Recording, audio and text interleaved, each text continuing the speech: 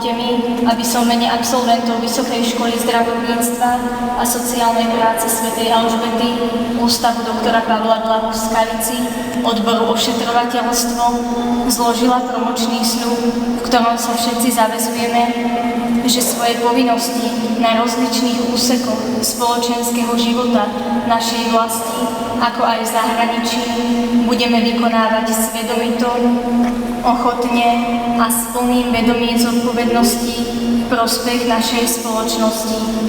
Že budeme žiť tak, aby naše konanie bolo v zhode s naším povolaním. Že vo vďačnej pamäti zachováme Vysokú školu zdravotníctva a sociálnej práce svätej Alžbety a svojich učiteľov, ktorí sa na rokoch štúdia usilovali dať všetko, čo budeme potrebovať na úspešné plnenie svojich budúcich povinností. Vo svojom povolaní a poslaní sa budeme riadiť princípmi kresťanského humanizmu a kresťanskej etiky, ako aj zásadami Hipokratovej prísahy, chrániť život od počiatku až po dôstojnú prírodzenú smrť a hájiť občianske a ľudské práva chorých a slabších jedincov našej spoločnosti a ochraňovať životné a pracovné prostredie.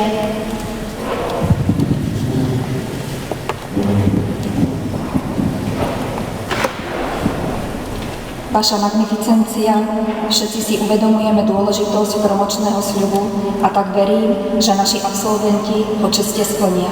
Prosím vás preto, aby ste dali súhlas na vydanie bakalárskych diplomov. Vaša honorabilita s potešením berie na vedomie, že tu prítomní absolventi splnili všetky požiadavky spojené s udelením akademického titulu a preto rada vám svoj súhlas na vydanie bakalárskych akademických diplomov.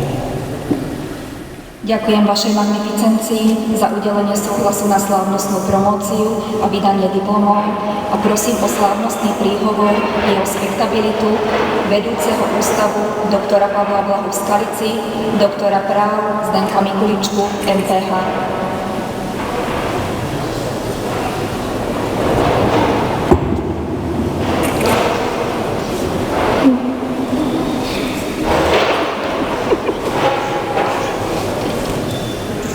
Vaša magnificencia, vaše honorábility, vážení hostia, vážení absolventi. Isto máte ešte v pamäti deň, keď ste nastupovali na našu vysokú školu plný obáv, neistoty, ale i očakávania. Či sa vám podarí túto školu absolvovať, prekonať všetky prekážky a nástrahy vysokoškolského štúdia. Vidíte, podarilo sa. Sme dnes tu, aby sme potvrdili váš úspech. Dnešný deň bude po celý váš ďalší život patriť k tým dňom, na ktorý sa nezabúda a dnešný deň prekryje všetky tie nepríjemnosti, starosti a obavy, ktorými ste prechádzali počas štúdia. Neboli ste v nich sami. Vaši rodičia, životní partneri a i vaši potomkovia ich prežívali s vami. Pomáhali vám ich prekonať minimálne tým, že vám vytvárali podmienky k štúdiu. Verím, že tak ako príjmete prvé gratulácie od svojich najbližších, budú aj prvé slová vašej vďaky smerovať práve k nim.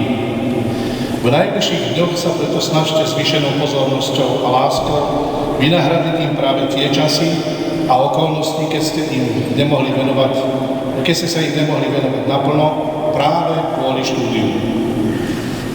Roky štúdia zanechajú vo vás aj veľa spomienok na dobré zážitky s vašimi kolegami a ja dúfam, že aj s pedagógmi, ktorí vám sprostredkovali prístup k vašim vedomostiam.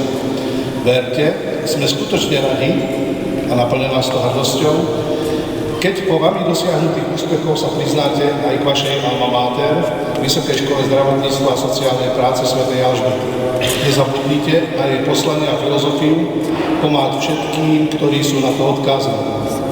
Škola vás vybavila vedomosťami a od vás očakáva vašu empatiu k jej zámerom v tomto poslaní. Snažili sme sa vás naučiť, aby ste si vážili vedomosti, vážili si vašich kolegov a každého človeka, ktorý sa na vás obráti so svojimi problémami a ťažkosťami. Vysokoškolské vzdelanie vám otvára cestu k tomu, aby ste kvalifikovane poskytovali túto pomoc. Nie je každému dopriaté, aby bol vzdelaný a netrpel núdzou a zdravotnými ťažkosťami.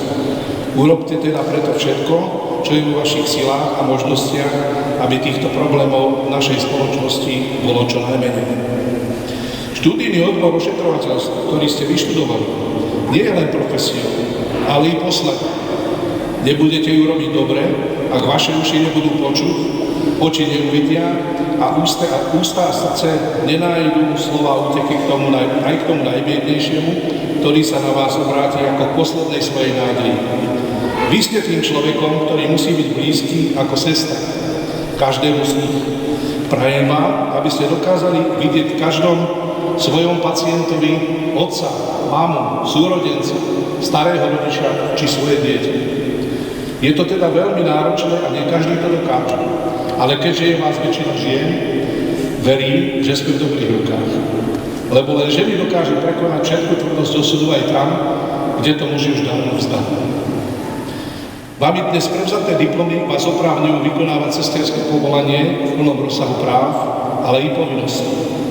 Vždy si veľmi dobre rozmyslíte, čo idete práve teraz pacientovi urobiť. Vaša práca a rozhodovanie je od tejto chvíle síce plne autonómne a nenesie len oprávnenia, ale najmenej takú istú dávku zodpovednosti. Majte to vždy na pamäti.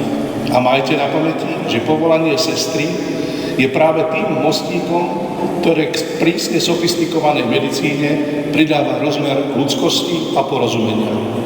Mostíkom, ktorý spája pacienta s tými, ktorí sa mu snažia pomôcť a zmierniť jeho utrpenie. Záverom mi dovoľte, aby som vám i vašim rodinám zaželal vo vašom živote len to najlepšie, aby ste v práci našli uspokojenie a splnenie vašich predstav a túžeb. Verím, že s mnohými z vás sa ešte stretneme na našej škole v pokračujúcom magisterskom štúdiu. K dnešnému dňu vám všetkým blahoželám v mene celého kolektívu pedagógov nášho ústavu doktora Pavla Blahu v Skalici, ako i v mene svojom a prajem vám i vašim blízkym, ktorí vás dnes prevádzajú na tejto slávnostnej promócii, aby ste si užili túto radostnú chvíľu a aby ste mali takýchto zážitkov v živote čo najviac. Ďakujem za pozornosť.